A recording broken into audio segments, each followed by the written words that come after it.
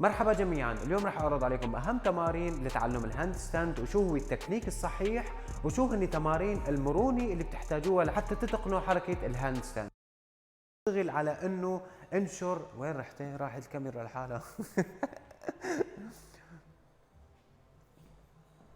قبل ما ندخل بالحلقة ونشوف ونطلع على أهم التمارين لتحسين الهاند ستاند وإتقانه، لا تنسوا تعملوا لي فولو على الانستغرام، بنشر ستوريات كتير بتعجبكم، وفي كمان تمارين منزلية متنوعة بنشرها على الصفحة. أول شغلة، إذا حابين تتعلموا الهاند ستاند لازم تكونوا متمتعين بشوية صبر واستمرارية وإرادة، هدول الثلاث شغلات هن المفتاح لحتى تتطوروا بحركة الهاند ستاند. بعدين بيجوا التبعيات اللي هن بناء قوة أساسية للكتاف بالإضافة إلى المرونة كمان بالكتاف، بالإضافة أيضا إلى التوازن. ولحتى نجمع كل هالنقاط ونتطور فيهم، شوفوا معي هذا الفيديو لآخرته لحتى نحسن نتوازن بالهاند ستاند. ممكن البعض منكم يتساءل ليش بيلزمنا مرونة بالأكتاف أو بيسموها شولدر موبيليتي. رح أعطيكم مثال بسيط عن إنسان ما بيتمتع بمرونة كتاف كثيرة. خلوه يوقف في هذا الشكل أو أنتم جربوها، وقفوا بهالوضعية هاي وحاولوا ترفعوا ايديكم لورا بهالشكل من دون مع تجنب يعني تقوس الظهر بهالشكل هذا. يعني الظهر مستقيم هيك، شدوا المؤخرة ورجعوا الكتاف بهالشكل. إذا وصلتوا لهذا المستوى من الحركة معناتها أنتم مرونة كتافكم مو كتير سيئة. والفرق واضح بين الشخص اللي عنده شولدر موبيليتي جيدة بيكون شكله هيك، أما الشخص اللي ما عنده مرونة بالكتاف أو بيسموه محجر بيكون هيك شكله. بيحاول بيضطر يعني فعليا يعمل ارتش او بيسموه تقوس باسفل الظهر. ورح حاول قدر الامكان اعزز النشر.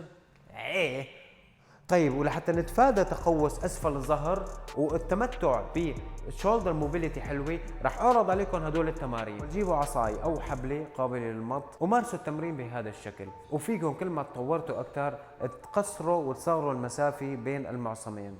التمرين الثاني، شوفوا اي حيط او حرف برندة او طاولة الى اخره ومارسوا التمرين كمان بهذا الشكل.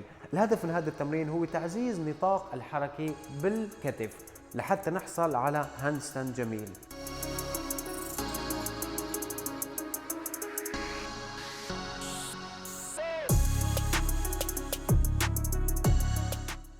بالمختصر نحن بنحتاج مرونة الكتاف بالهاند ستاند لأنه بصير عندنا مرونة ونطاق أكبر وأوسع في مفصل الكتف، مما يؤدي إلى الحصول على هالشكل الجميل للهاند ستاند.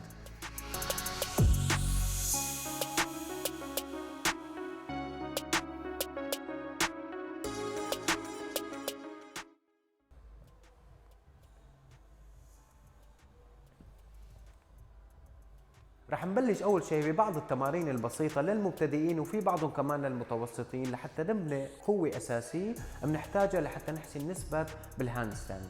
بالتمرين الاول ابدوا وبلشوا من وضعيه الضغط ومشوا بهالشكل هذا، هيك بتستهدفوا عضلات الكتف، ولكن بتكون كثافه التمرين مو عاليه، يعني المبتدئين بيحسنوا يمارسوه بشكل غير مزعج. التمرين الثاني والشوي اكثر صعوبه، استندوا على الحيط بهالشكل هذا وحاولوا تلمسوا بكل ايد الكتف المقابل لها. المسوا كل كتف 12 مره وعيدوها 3 جمل، وهيك لحالكم بتحسوا انكم بالفعل قويتوا. واكثر المناطق بالجسم اللي بنصحكم انا انكم تركزوا عليها اثناء الثبات هو انكم تحاولوا تشدوا الجسم بالكامل وتحاولوا تحصلوا على هالشكل المستقيم. واهم شيء ايضا انه الواح الكتف تدفشوها، يعني الارض تتخيلوا حالكم انكم الارض انتم مو تتخيلوا حالكم، انتم فعليا لازم تدفعوا الارض لفوق بحيث الشولدر بليدز او الواح الكتف يصير فيها elevation. بالاضافه لنقطه جدا جدا مهمه وهي تدوير الحوض اللي بسموها posterior pelvic tilt، تدوير الحوض للداخل، وبهالتدوير بنتجنب تقوس الظهر والتزاماته. قلت اللي ما عم صور. بننتقل للتوازن او البالانس اللي هي اكثر الشغلات اللي ممكن الناس تخاف منها، خصوصا اذا مبلشي بالهاند ستاند جديد. التوازن بصير اسهل عن طريق اتباع النقاط اللي انا شرحت لكم عليها.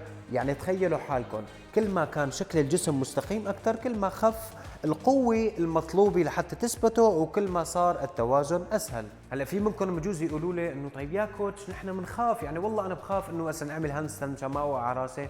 لحتى تتغلبوا على هالخوف تمرسوا على البنت ارم ستاند بهالشكل، لانه بهذا الشكل وبهالوضعيه اول شغله تتغلبوا على الخوف، ثاني شغله بتحسنوا تشوفوا الفورم الصحيح، يعني تتحكموا تعملوا دوران الحوض اللي قلت لكم عليه، صوروا حالكم وشوفوا انه وين في عندكم اخطاء.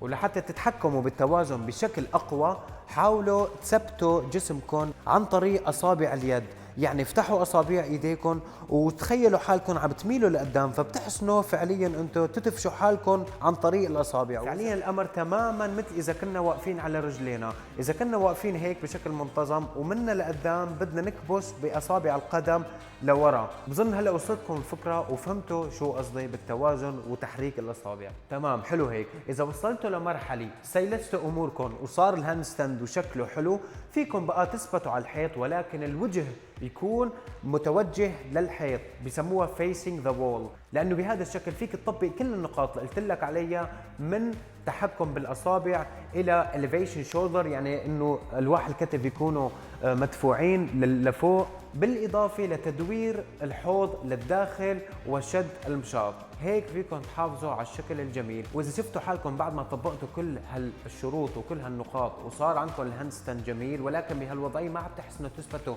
اكثر من 20 ثانيه، ببساطه جيبوا تايمر او مؤقت زمني حطوه جنبكم واثبتوا بهاي الوضعيه، وحاولوا كل تدريب وكل مره تكسروا الرقم. وبرجع باكد عليكم الاستمراريه والتواصل هو مفتاح النجاح بالهاند ستاند. واذا عندكم اي مشاكل واي نقطه ما فهمتوها تواصلوا معي بكل اريحيه، وانا رح جاوبكم واحاول ساعدكم قدر الامكان لحتى توصلوا لهدفكم. بتمنى تكون الحلقه عجبتكم واستفدتوا منها، وما بتخسروا شيء اذا انتم نسختوا هالرابط وبعتوها لرفيق او رفيقه حابب يتعلم هالهاند ستاند لحتى يستفيد من الفيديو. لا تنسونا الشير واللايك وسبسكرايب، واذا حبيتوا فيكم تنضموا على جروبنا للكاليستنكس على الفيسبوك، الروابط كلهم مرفقه بالديسكربشن.